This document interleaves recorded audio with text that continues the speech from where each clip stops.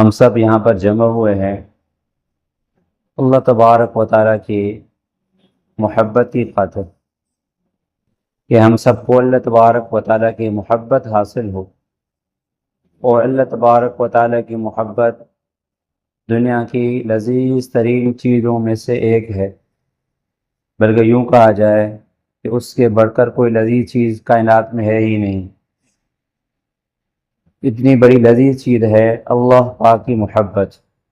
جنہوں نے اللہ تبارک و تعالیٰ کی محبت چکھ لی تو اس کو دنیا کی کوئی محبت، اس کو دنیا کی کوئی لذت، دنیا کا کوئی مزہ نہیں دے گا۔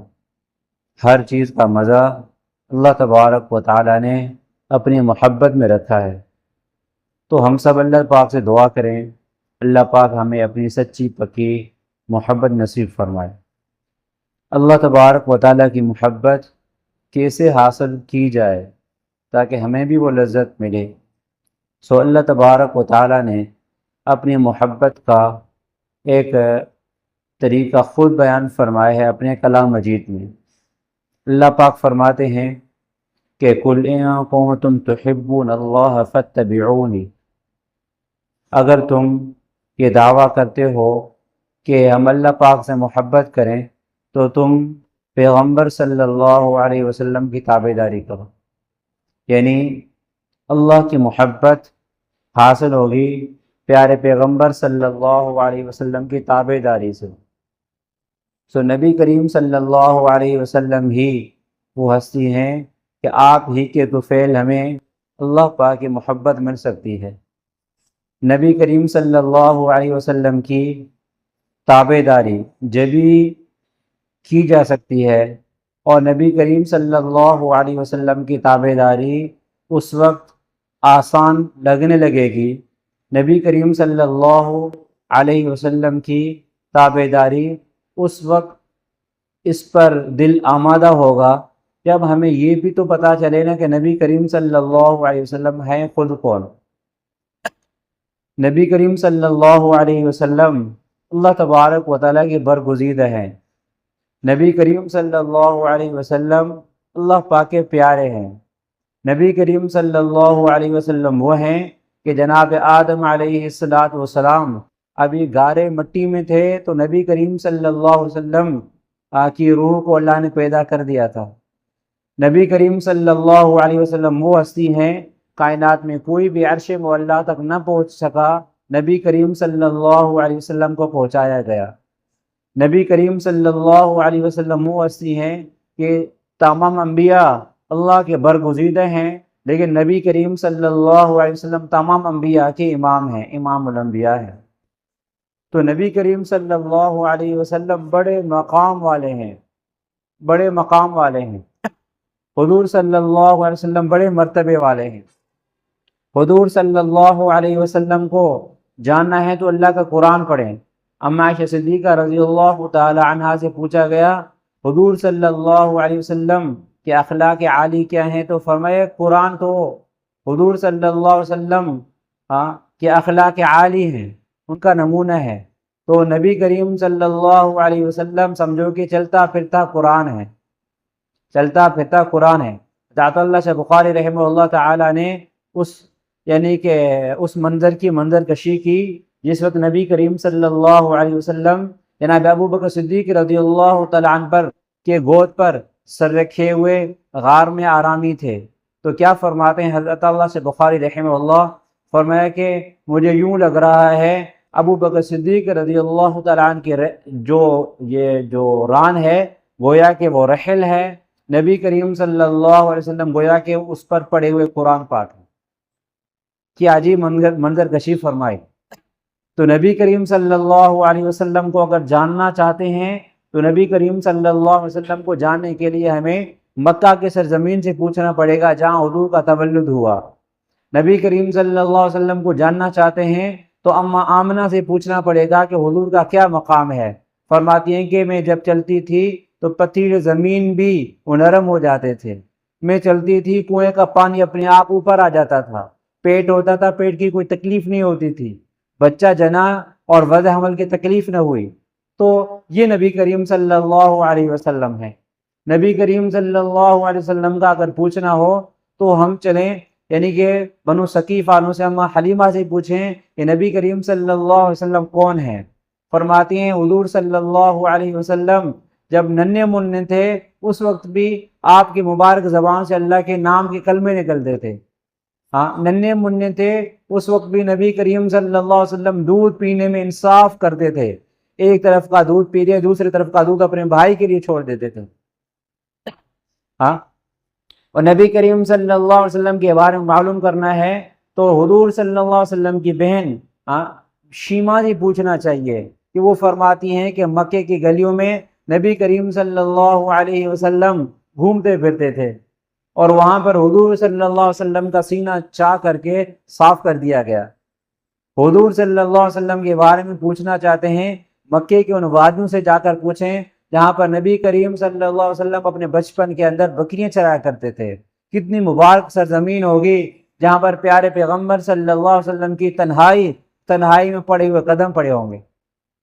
اگر ہمیں حضور صلی اللہ علیہ وسلم کے بارے میں پوچھنا ہے اس غار سے جا کر پوچھیں جس غار میں حضور صلی اللہ علیہ وسلم نبوت سے پہلے جا کر کئی دن اعتکاف میں بیٹھا کرتے تھے۔ کتنا مقدس ہوگا وہ غار جس میں نبی کریم صلی اللہ علیہ وسلم کے مبارک قدم پڑے ہوں گے، جس میں نبی کریم صلی اللہ علیہ وسلم کا رہنا ہوا ہوگا۔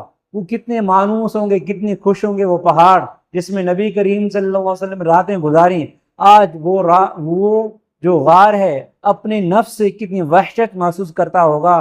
ہے ایک وہ دل تھا، ہے ایک وہ زمانہ تھا جس زمانے میں مجھ میں محمد صلی اللہ علیہ وسلم آیا کرتے تھے، گھوما کرتے تھے، بیٹھا کرتے تھے، اللہ کا ذکر کرتے تھے، مراقبہ کرتے تھے، میرے اس حصے پر سویا کرتے تھے۔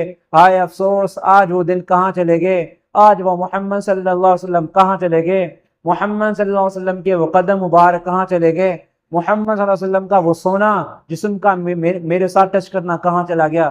آج وہ غار بھی اپنے لیے وحشت محسوس کرتا ہوگا، میرے کون سی تاریکی کے دن آ گئے۔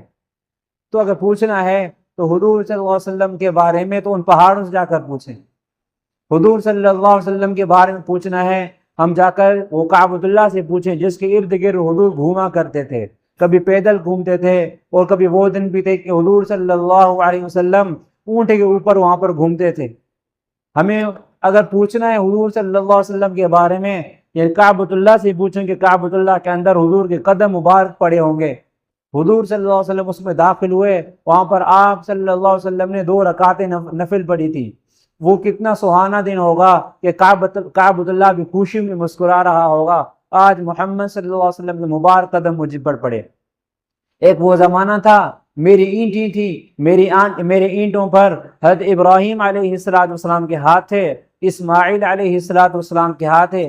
آج وہ زمانہ ہے کہ محمد صلی اللہ علیہ وسلم کے مبارک قدم مجھ پر پڑے ہیں، لطف اندوز ہوئے ہیں، گویا کہ محمد صلی اللہ علیہ وسلم کے پاؤں کے ساتھ ٹچ ہو کر اس نے گویا کہ بوسہ لیا ہے، حضور صلی اللہ علیہ وسلم کے مبارک قدموں کا بوسہ لیا ہے، حضور صلی اللہ علیہ وسلم کے مبارک گھٹنوں کا اس نے بوسہ لیا ہے، حضور صلی اللہ علیہ وسلم کے مبارک ہاتھوں کا بوسہ لیا ہے۔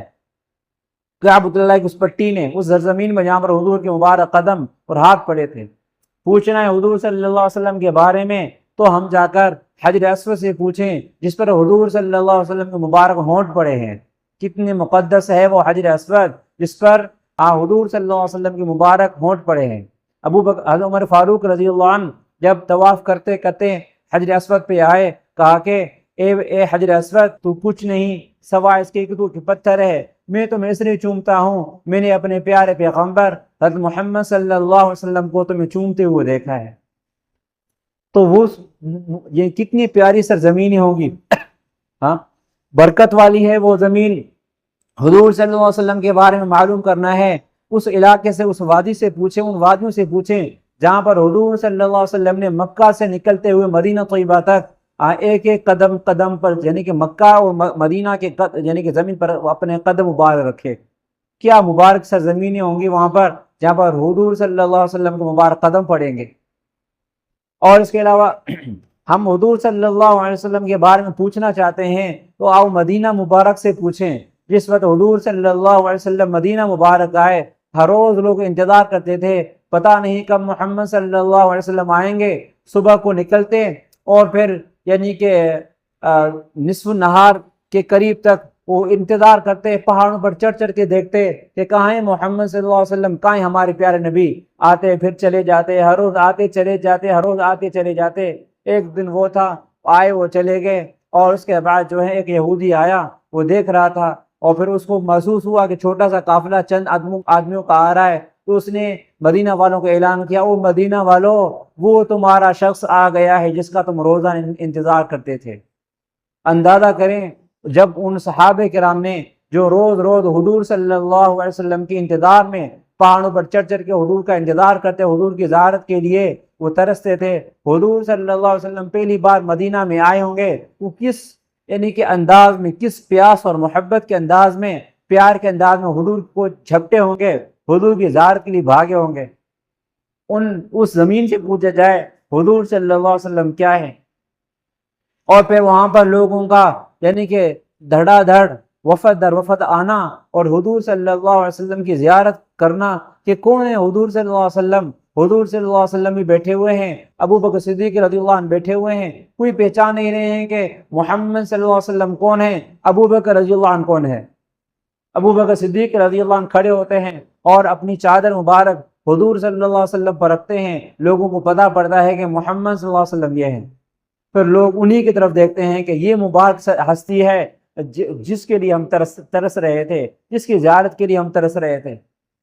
تو کتنی مبارک سرزمین ہے وہ جس پر آپ صلی اللہ علیہ وسلم نے مبارک قدم رکھے، اور اس کے بعد اس سرزمین پر مسجد قباء کی تعمیر ہوئی، اور کتنی مبارک ہے مسجد قباء کی وہ سرزمین جس میں حضور صلی اللہ علیہ وسلم نے یعنی اول اس کو تعمیر کیا، اور اس کے علاوہ آپ صلی اللہ علیہ وسلم ہر ہفتے کے دن حضور صلی اللہ علیہ وسلم وہاں پر آیا کرتے، 2 رکعت نفل پڑھا کرتے تھے۔ ان سے پوچھا جائے حضور صلی اللہ علیہ وسلم کیا تھے، اب بھی ان سے پوچھا جائے کہ اب تم بتاؤ کہ اب تمہیں کیا محسوس ہو رہا ہے۔ لگتا ہے کہ اب اگر ہم ان سے پوچھیں گے، بجائے جواب دینے کے وہ پہلے رو کر دکھائیں گے۔ وہ بھی دن تھے جب محمد صلی اللہ علیہ وسلم کا آنا جانا ہمارے پاس ہوتا تھا، ہم بڑے لطف اندوز ہوتے تھے اور بڑے خوش ہوتے تھے۔ آج وہ دن ہے کہ محمد صلی اللہ علیہ وسلم ہمارے پاس نہیں رہے، ہم ویران سے ہو گئے ہیں۔ وہ محمد صلی اللہ علیہ وسلم کہاں ہیں؟ بلائیں، آئیں اور ہم پر 2 رکعت پڑھیں، ایک بار پھر سے ہمیں وہ لطف ملے، وہ سکون آئے کہ آج سے 1400 سال پہلے ہم جس سکون کو محسوس کرتے تھے۔ اگر ہمیں پوچھنا ہے حضور صلی اللہ علیہ وسلم کے مقام کے بارے میں، ہم جو ہے مدینہ منورے کے ان گلیوں سے پوچھیں جس وقت نبی کریم صلی اللہ علیہ وسلم مدینہ منور تشریف فرما ہو رہے تھے، وہ بچیاں، وہ بچے، وہ مرد، وہ بندے، وہ لوگ استقبال کر کے دونوں طرف کھڑے ہو کر طلع البدر علینا کہ آج ہم پر دیکھیے 14ویں کا چاند تشریف فرما ہوا ہے، یہ نعتیں گا رہے تھے، گیت گا رہے تھے حضور صلی اللہ علیہ وسلم کی خوشی میں۔ ان سے پوچھا جائے کہ حضور صلی اللہ علیہ وسلم کون تھے، کیا ہستی تھے۔ اگر پوچھنا ہے ہمیں چاہیے، وہ ہم معلوم کرنا چاہتے ہیں حضور صلی اللہ علیہ وسلم کون ہے، آؤ مدینہ منورے کی ان گلیوں سے پوچھیں جہاں پر روز روز حضور صلی اللہ علیہ وسلم کے آتے جاتے قدم مبارک پڑتے تھے، کبھی آتے کبھی جاتے، کبھی کسی تقاضے پر، کبھی کون سی تقاضے پر حضور جا رہے مبارک قدم پڑ رہے ہیں۔ مدینہ گلیوں سے پوچھا جائے آج تمہارا کیا حال ہے، وہ رو کے سنائیں گے، شاید سسکیاں دے کے سنائیں گے کہ وہ بھی دن تھے جب ہمارے اوپر محمد صلی اللہ علیہ وسلم کے مبارک قدم پڑتے تھے، آج وہ دن ہم سے چلے گئے، شاید آج ہم محروم ہیں کہ ہم پر وہ قدم نہیں ہے۔ پوچھا جائے محمد صلی اللہ علیہ وسلم ہمارے پیارے پیغمبر صلی اللہ علیہ وسلم کے مقام کے بارے میں، مسجد نبوی سے پوچھیں جہاں پر 12 حضور صلی اللہ علیہ وسلم کی آمد و رفت ہوا کرتی تھی۔ حضور آتے تھے مسجد نبوی میں، پھر گھر جاتے تھے، پھر آتے تھے، پھر گھر جاتے تھے، پھر آتے تھے، پھر گھر جاتے تھے، پھر آتے تھے۔ اور وہاں پر موجود صحابہ کرام سے پوچھا جائے کہ وہ صحابہ کرام بتائیں گے حضور صلی اللہ علیہ وسلم کا کیا مقام تھا، کہ ہم کس انتظار میں ہوتے تھے کب آئیں گے ہمارے پیارے پیغمبر صلی اللہ علیہ وسلم، ہم ان کی زیارت کریں گے۔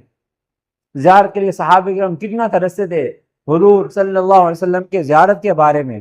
12 یعنی کہ گھر کے یعنی کہ پاس کھڑا ہو جانا، مسجد کے اندر انتظار میں رہنا کہ کب حضور آئیں گے، حضور کی زیارت کریں گے۔ ان صحابہ کرام سے پوچھا جائے جو حضور کے محبت میں غرق تھے، مستغرق تھے، کہ حضور صلی اللہ علیہ وسلم کیا ہیں، حضور کا کیا مقام ہے۔ تو ان پٹیوں کو پتہ ہے کہ حضور کون تھے، ان صحابہ کرام کو پتہ ہے، ان ہستیوں کو پتہ ہے، وہاں کے درخت، وہاں کی ہوائیں، وہاں کی فضائیں، ان سے پوچھا جائے کہ محمد صلی اللہ علیہ وسلم کون ہے، وہ سب ہم بتائیں گے کہ وہ کیا ہستی تھے، کتنی بڑی ہستی تھے، کتنا بڑا مقام تھا ان کا، ہاں وہ اللہ ہی جانتے ہیں۔ اور جنہوں نے جو لطف اندوز ہوئے، جنہوں نے سے لطف حاصل کیا، جنہوں نے فائدہ حاصل کیا، ان کو پتا ہے کہ وہ کون تھے۔ آج ہم ہیں حضور صلی اللہ علیہ وسلم کے ہاں یعنی کہ امتی ہیں، لیکن ہمیں یہ نہیں ہو رہا کہ حضور کی مبارک داڑھی کے بارے میں بات آتی ہے تو ہمیں سمجھ نہیں آ رہا کہ حضور کا کیا مقام ہے، ہم یہ سنت کیسے ادا کریں، مشکل محسوس ہو رہا ہے۔ وہ ترستے تھے کہ حضور کوئی حکم کریں تو ہم یعنی تعمیل کریں۔ آج پگڑی کا کہا جا رہا ہے بھئی کیسے پگڑی ہم سر پہ رکھیں، تو بڑی مشکل ہے۔ حضور صلی اللہ علیہ وسلم نے کس طرح اپنے صحابہ کرام کو تیار کیا، وہ فرماتے تھے، کہتے تھے حضور کوئی آرڈر کرے ہم کر کے دکھائیں۔ ہاں وہ صحابہ کرام تھے، حضور کی چھوٹی چھوٹی بات ان کے پاس محفوظ ہوتی تھی، حضور کی چھوٹی چھوٹی بات پر وہ دھیان دے کر عمل کرنے کی کوشش کرتے تھے۔ ہاں صحابہ کرام کو جب ایک صحابی کو حضور نے فرمایا کہ تم مجھ سے اپنی سیدھی کرو، مرتے دم تک وہ صحابی اپنے مونچھوں کو جو ہے حضور کے کہنے پر پوری طرح سیٹنگ بناتے تھے۔ ایک صحابی تھے، اس کو نبی کریم علیہ السلام نے سر مبارک پر ہاتھ رکھا، اس صحابی نے عمر بھر اپنے اس جگہ کے بال کاٹنا گوارا نہیں کیے۔ ایک صحابی تھے، اس کو حضور کے نے کچھ کلمات اذان کے بتائے، ہمارے یعنی عام اذان سے ذرا ہٹ کر ہیں، جس کو ترجیح کہتے ہیں، اشہد ان لا الہ الا اللہ، اشہد ان لا الہ الا اللہ، اس کو 4 بار کہتے تھے۔ اشہد ان محمد رسول اللہ، اشہد ان محمد رسول اللہ، اس کو 4 بار کہتے تھے۔ حضور سے ایسی محبت، اب مرتے دم تک اس نے اس اذان کو نہیں چھوڑا کہ مجھے حضور نے یہ اذان سکھائی ہے۔ اتنی یعنی کہ حضور کی ایک ادا ان کے پاس محفوظ ہوتی تھی کہ یہ ادا ہم سے چلی نہ جائے، ایک بات حضور کی محفوظ ہوتی تھی ان کے پاس۔ حضور جو حکم کریں وہ یعنی لبیک کہتے ہوئے اس پر عمل کرتے تھے، ذرا برابر بھی نہ آگے جاتے نہ پیچھے جاتے۔ حضور نے خندق کے میدان میں جب فرمایا کہ بھئی تمہیں اس لکیر پر کھدائی کرنی ہے، صحابہ کرام ایک یعنی کہ لمحہ بھی، ایک یعنی تھوڑی یعنی کہ مقدار بھی نہ اس لکیر سے آگے گئے نہ پیچھے گئے، سیم اس لکیر پر کھدائی کی۔ یہ حضور کے حکم کے سامنے، حضور کے حکم کی چھوٹی سی بھی یعنی کہ ہم سے یعنی کہ حکم رہ نہ جائے، یہ بھی ہمارے عمل میں آ جائے، اور تھوڑی بھی ہم 19-20 نہ ہوں۔ وہ صحابی تھا، ایک بڑے لوگ جو وزیر تھے، مشیر تھے، ان کے پاس جب کھانا کھا رہا تھا تو اس کے ایک ہاتھ سے ایک لقمہ گر گیا زمین پر، اور صحابی صاف کر کے اس کو کھا رہا ہے، تو ایک بندے نے اس کو کونی مار کے کہا کہ بھائی حضرت جی دیکھیں ان کے بڑے وزیر مشیر ہیں، یہ کیا کہیں گے کہ یہ دسترخوان پہ گرا ہوا لقمہ اٹھا کر کھا رہا ہے، کیا سمجھیں گے؟ لوگ کہیں گے یہ خسیس سی حرکت ہے۔ کہا کہ تم کیا کہتے ہو، ان کتوں کی وجہ سے میں اپنے پیارے پیغمبر صلی اللہ علیہ وسلم کی سنت کو چھوڑ دوں؟ اتنی چھوٹی سی حضور کی سنت تھی، اس کو اتنا سنبھالا، اتنا مضبوط رکھا کہ یعنی اس کے لیے انہوں نے ان تمام بڑے وزیر مشیر کی باتوں کو گوارا نہیں کیا، اور ان کی باتوں پر دھیان نہیں دیا۔ وہ کیا مجھے کہیں، جو کہنا ہے سو کہیں، لیکن میں حضور کی سنت کو سنبھالوں گا۔ اتنا حضور کی ایک بات کو سنبھالتے تھے، ایک بات کو۔ حضور نے جو بات جہاں پر فرمائی وہاں پر لبیک کہا۔ جمعے کا دن تھا، حضور صلی اللہ علیہ وسلم کا صحابی تھا، حضور نے فرمایا بیٹھ جاؤ، وہ وہاں پر بالکل گیٹ پر تھے، بالکل گیٹ پر، حضور نے فرمایا بیٹھ جاؤ، وہاں پر بیٹھ گئے، آگے آنے کی یعنی ہمت نہیں کی۔ حضور نے فرمایا بیٹھ جاؤ تو بیٹھ جاؤ۔ اتنا حضور کے حکم پر وہ لبیک کہنے والے تھے۔ حضور جو حکم فرماتے بس اس حضور کے ہر حکم پر لبیک کہنا ہے۔ اما عائشہ صدیقہ رضی اللہ تعالیٰ عنہ کیا فرماتی ہیں کہ جو زلیخا کی عورتیں ہیں نا، انہوں نے یعنی کہ زلیخا کو دیکھا تھا، اس وجہ سے انہوں نے کیا کیا کہ انہوں نے زلیخا کی جو عورتیں تھیں، انہوں نے یوسف علیہ السلام کو جب دیکھا تھا، یوسف علیہ السلام کو دیکھنے کی وجہ سے انہوں نے اپنے ہاتھ کاٹ دیے۔ فرمایا کہ اگر وہ میرے محبوب صلی اللہ علیہ وسلم کو دیکھتی تو اپنے دل کاٹ لیتی۔ تو حضور صلی اللہ علیہ وسلم پر ہر کوئی جان فدا کرنے کے لیے قربان تھا۔ اس طرح کے حضور کے صحابہ کرام تھے، بس صرف اس بات کی دیر تھی حضور کب اشارہ کرتے ہیں۔ تو صحابہ کرام کسی صحابہ کرام بنے، اس وجہ صحابہ کرام نے یہ اعزاز پایا، رضی اللہ عنہم ورضوا عنہ۔ اللہ نے فرمایا میں ان سے راضی، وہ مجھ سے راضی، کہ حضور کے ہر حکم پر لبیک کہنے والے تھے۔ حضور جو حکم فرماتے حضور کے ہر حکم پر لبیک کہتے۔ ایک مرتبہ ایک حضور صلی اللہ علیہ وسلم گزرے یعنی ایک علاقے کے پاس، وہاں پر آپ علیہ السلام نے ایک چھوٹا سا محل نما گھر بنا ہوا دیکھا تو فرمایا کس کا ہے؟ کہا فلاں صحابی کا ہے۔ تو حضور نے کچھ نہیں کہا، حضور کا بس کہنا اور کہہ کر پھر چپ ہو جانا، یہ صحابہ سمجھ گئے حضور کیا چاہتے ہیں۔ تو پھر وہ صحابی آیا، پھر حضور السلام انہیں اس سے بات چیت نہیں کر رہے تھے، کسی نے پوچھا بھلا کیا ہوا؟ حضور صلی اللہ علیہ وسلم یعنی کہ آج کل مجھ سے یعنی کہ دھیان نہیں دے رہے۔ فرمایا حضور صلی اللہ علیہ وسلم آپ کے گھر کے پاس سے گزرے، آپ نے جو نیا گھر بنایا تھا محل نما، انہوں نے کہا کہ کس کا ہے؟ ہم نے آپ کا نام بتایا، تو اس وجہ سے آپ صلی اللہ علیہ وسلم اس طرح کہہ رہے ہیں۔ صحابی اٹھے، اسی وقت خدال اور ہتھوڑا لیا، اپنے پورے گھر کو زمین بوس کر دیا اور گھر ذرے برابر بھی نہیں چھوڑا، زمین کے ساتھ صاف کر لیا۔ اور پھر آ کر حضور کو بتانے کی ضرورت بھی نہ سمجھی کہ سائیں میں نے بہت بڑا کام کر لیا ہے، جو آپ کو پسند نہیں تھا میں وہ گھر توڑ آیا ہوں۔ ایسے کہنے کی بھی انہوں نے یعنی کہ نہ سمجھی کہ بھئی یہ بات میں حضور کو بتاؤں۔ پھر ایک بار پھر اپنے آپ حضور علیہ السلام اس گلی کے پاس گزرے، اس علاقے کے پاس، دیکھا وہ گھر نہیں ہے۔ کہا کہ کیا ہوا؟ کہا کہ جب آپ نے نا یعنی اس بندے کے ساتھ اس طرح کیا تھا نا، اس بندے نے اپنا پورا گھر توڑ دیا۔ آپ علیہ السلام اس وقت اس صحابی سے خوش بھی ہوئے، اور میں بہت برا پیسہ ہوتا ہے وہ جو گھروں کے تعمیر میں خرچ ہوتا ہے۔ تو آپ علیہ السلام گھروں کے تعمیر میں زیادہ پیسے خرچ کرنا پسند نہیں کرتے تھے، بس جو محدود ایک گھر ہو مختصر سا، اسی میں اتنا خرچ کیا جائے۔ بڑے بڑے گھر بنانا اور بڑے گھر میں یعنی کہ حد سے زیادہ خرچ کرنا حضور کو پسند نہیں تھا، کیونکہ ہم آخرت کے ہیں۔ وہ کیا فرماتے ہیں بھائی، یعنی کہ کن فی الدنیا کانک غریب و عابر سبیل، دنیا میں رہنا ہے ایک اجنبی مسافر کی طرح ہو یا راہ گزر، جو بندہ راہ سے گزرتا ہے اس کی طرح گزرو، بڑے بڑے گھر بنانے کی ضرورت نہیں ہے۔ تو حضور کا صرف ایک اشارہ وہ بندہ صحابی سمجھ گیا، اس اشارے پر اپنا پورا گھر توڑ آیا۔ تو حضور کے اشارے پر اس حد تک صحابہ کرام آگے جاتے تھے، یعنی کہ حضور کا ایک اشارہ ہے پورا گھر توڑ دیا۔ ہم کہتے اتنا بڑا گھر، اتنا بڑا خرچہ، وہ توڑ دیں گے ہم؟ تو یہ حضور صلی اللہ علیہ وسلم کا مقام انہوں نے سمجھا تھا کہ آپ کون ہیں، آپ کی ہستی کیا ہے۔ تبھی انس بن مالک رضی اللہ عنہ فرماتے ہیں، فرمایا کہ جس وقت نبی کریم صلی اللہ علیہ وسلم کی جب وفات ہوئی تو یعنی اظلمت المدینہ، اور مدینہ میں اندھیرا چھا گیا، مدینہ میں اندھیرا چھا گیا۔ یہ حال تھا مدینہ منورہ کا، تو ان کو حضور کا مقام پتا تھا۔ حضور جب گئے تو ان کو پتا تھا کتنا بڑا ہمارا ایک مربی ہم سے جا چکا ہے۔ تو فرماتے ہیں وَأَنْكَرَتِ الْقُلُوبِ، ہمارے جو دل ہیں وہ یعنی کہ اجنبی سے ہو گئے، عجیب سے ہمارے دل ہو گئے۔ ان سے گویا کہ وہ جو نور تھا، وہ جو چمک دھمک تھی، وہ دلوں کے ختم ہو گئی۔ مانا حضور کا کیا جانا، وفات ہو جانا، اور یعنی کہ دل کے اندر جو یعنی بڑی بڑی یعنی کہ جو روشنیاں تھی حضور کی برکت سے، وہ ان کو عجیب محسوس ہونے لگی، گویا کہ نورانیت ختم ہونے وہ محسوس ہونے لگی۔ اور صحابہ کرام یعنی کہ اس فکر میں تھے، کیا ایسے تو نہیں کہ حضور صلی اللہ علیہ وسلم جا چکے، اب اسلام بھی ختم ہو جائے گا؟ ان کو اس بات تک اندیشہ تھا۔ تو یہ حال تھا۔ تو آپ علیہ السلام کے وفات کا مسئلہ، وفات کا جو وقت ہے اتنا دردناک تھا، ہولناک تھا، جو بھی اس کو پڑھتا ہے سنتا ہے، جو بندہ جو دنگ رہ جاتا ہے۔ یعنی کہ اس جمعرات کی شاید بات ہے، ایک مرتبہ ایک ویڈیو دیکھ رہا تھا، وہاں پر مدینہ منورہ کے مسجد نبوی کے اندر ایک یعنی کہ پڑھنے والے طالب العلم کے ویڈیو تھے، وہ پڑھ رہے تھے، استاد پڑھا رہا تھا، تو وہاں پر وہ صحابہ کرام جو ہے نا، وہاں پر کیا تھا کہ وہ ساتھی جو ہے وہ پڑھ رہا تھا، یعنی استاد سن رہا تھا، وہاں پر اس درمیان میں وہ حدیثیں آ گئیں جو نبی کریم صلی اللہ علیہ وسلم کی وفات کے بارے میں ہیں۔ وہ طالب رونا شروع ہوا، آخر تک وہ طالب علم حدیث پڑھتا گیا، روتا گیا، حدیث پڑھتا گیا، روتا گیا، حدیث پڑھتا گیا، روتا گیا۔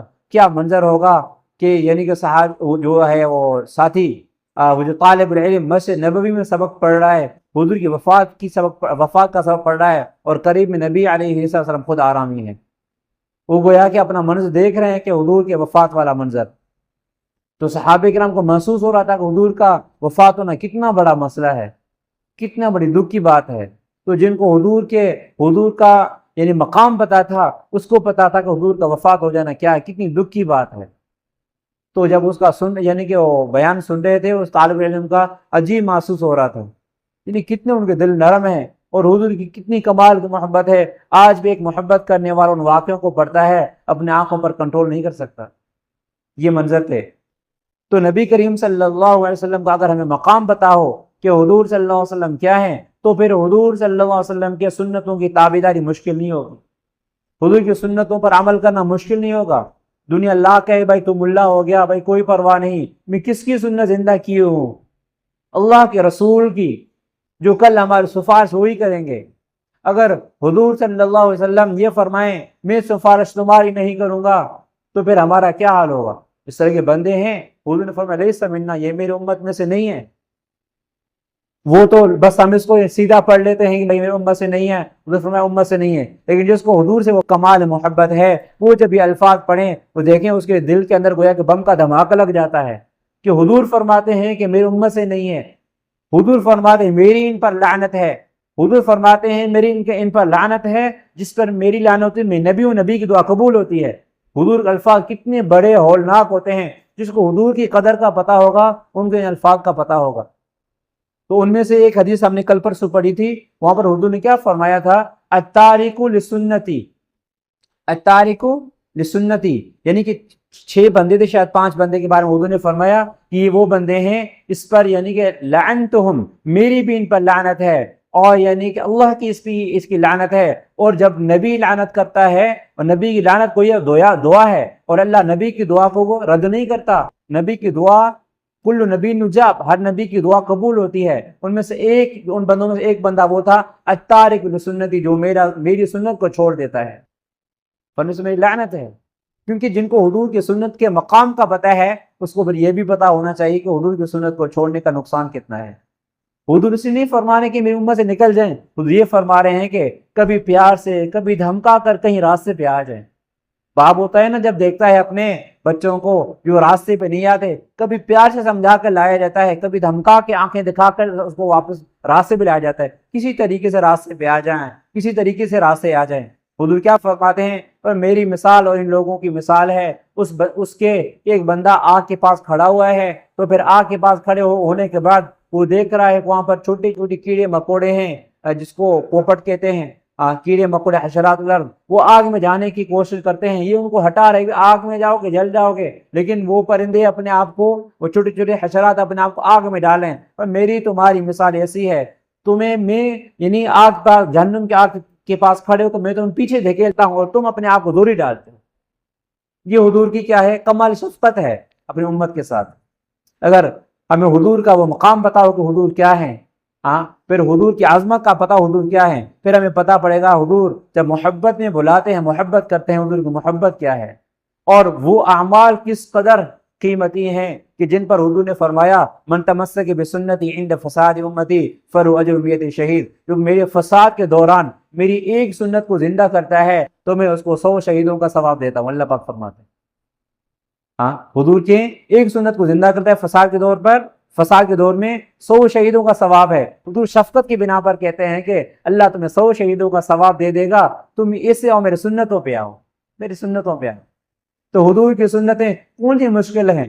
حضور کی سنتوں میں فائدے ہی فائدے ہیں، حضور کی سنتوں میں مزہ ہی مزہ ہے، لیکن بس ایک نگاہ کا فرق ہے، ایک سوچ کا فرق ہے۔ ہم بس اس سوچ کو اس طرف لے جائیں کہ ہم کس کی بات کو مانتے ہیں، اس کو جو ہمارے محسن ہیں، اس کو جس کی وجہ سے کلمہ پڑھا ہے، وہ اس کی سنت کو مانتے ہیں کہ جس کی وجہ سے کلمہ پڑھ کے اور زندگی گزاریں گے ہمیشہ کی دوزخ سے بچ جائیں گے، اور اس کی یعنی کہ سنت پر ہم عمل کر کے زندگی گزاریں گے، جس کی ایک دعا اگر اٹھے گی، ہاتھ اٹھیں گے، ہمارے دونوں جہان کامیاب ہو جائیں گے، ہمارا یعنی کہ بیڑا جو ہے وہ یعنی تال لیا جائے گا۔